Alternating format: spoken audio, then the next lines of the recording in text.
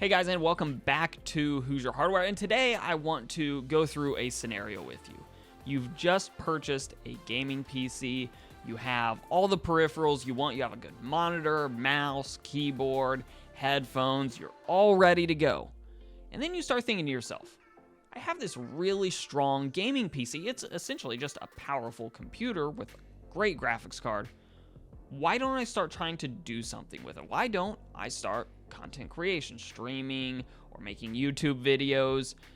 And then you're like, but I'm not sure if it's for me. So that's where this video comes in. And this is probably going to be a bit of a series where I hit different price points. But today I wanted to start with, if you don't want to invest a large amount of money, you want to get up and running for as inexpensively, cheaply as possible, while still maintaining a high level of quality in your content, what can you purchase that's going to allow you to do that without getting in over your head and spending your life savings? So that's where we're going to go today.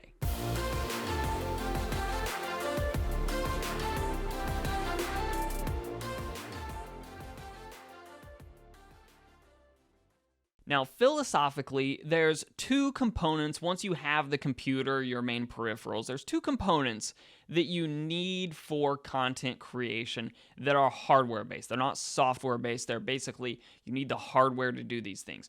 Audio and video.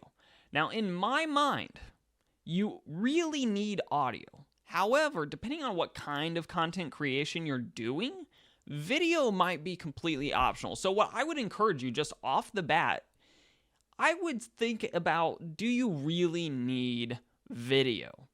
If you don't, then you can just sort of skip that part of the video that's going to come more towards the end. I want to focus right now, though, on the audio. And you'll notice I'm using a microphone that I've been using quite a bit recently on the channel, though it's been replaced as my main mic. This is the Fifine K688. This microphone is everything that I would want in a mic to get up and running at a low cost. Now, to be clear about this, there are lots of cheaper mics out there. This one, generally speaking, and links for everything will be down in the description to check current pricing, availability, and all that. But generally speaking, this microphone is going to cost you around $70, $75, somewhere in that neighborhood. But for that money, you get a lot of things. First off, you have the integrated shock mount. So regardless of whether you put this on a boom arm or whether it's on a little mic stand like this one, the boom arms mounted to your desk or these little mic stands are gonna transfer a lot of desk sound and keyboard clacking into the microphone. So having a shock mount is really important for streamers or content creators that have their mic mounted to the desk. So having an integrated shock mount eliminates one more purchase from the process, but in addition to that, this mic is just a good microphone. Like, the audio that you're listening to is just the USB connection, but absolutely no post-processing whatsoever. The audio is as it's coming out of the microphone. I'm doing nothing in Adobe Audition afterwards, nothing with EQ. This is just the audio that you get. On top of that, you get your headphone output, so you can actually live monitor the audio itself, as well as running the PC's audio through the microphone, so you actually can hear both the PC audio and your own audio, similar to what you would get in like a Blue Yeti, for instance. You get a gain knob as well as a headphone volume knob when you're using the USB connection, and also with the USB connection, you get a capacitive. It's on the top here. You get a capacitive mute button, so if you decide that you need to yell something to somebody else that's around that you don't want your stream to hear,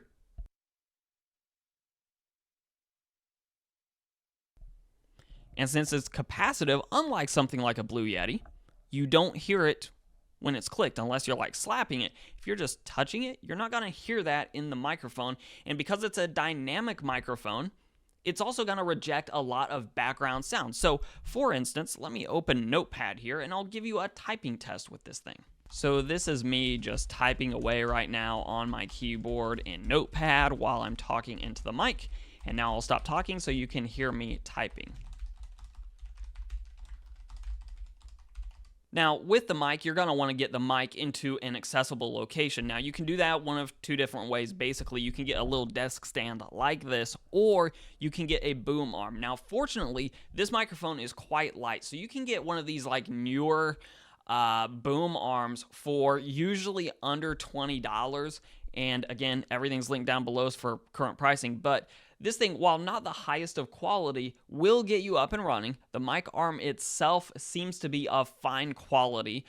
Tom Buck did a video where he compared this thing to like a Rode PSA-1 mic arm, which is way higher quality. But the gist of the video was that, yeah, the newer one, while cheap, it does work. It is of high enough build quality, especially for lighter mics. It's not going to be a problem. And it's so cheap that it's likely that if you ever do need to replace it, you're not going to feel a lot of remorse about not just buying a really good one off the bat. Whereas this microphone you can carry forward in your setup for potentially years and years to come, because not only is it a fantastic USB mic, but also it has that XLR port on the back. So if you ever upgrade to like a Wave XLR or some other audio interface, you can actually use this with something like that and never have to replace the microphone. And with the quality, to be honest, I don't know that anyone's ever gonna complain about your audio. So that's the audio setup. Basically, you need a good mic.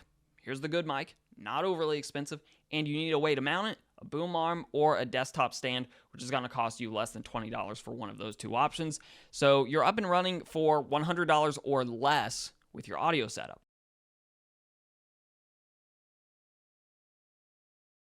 Now on to the next part, which is, to me, optional for early content creators, but if you want to invest a little bit more money to get yourself up and running with video, there's two major components you're going to need. You're going to need a light source of some kind.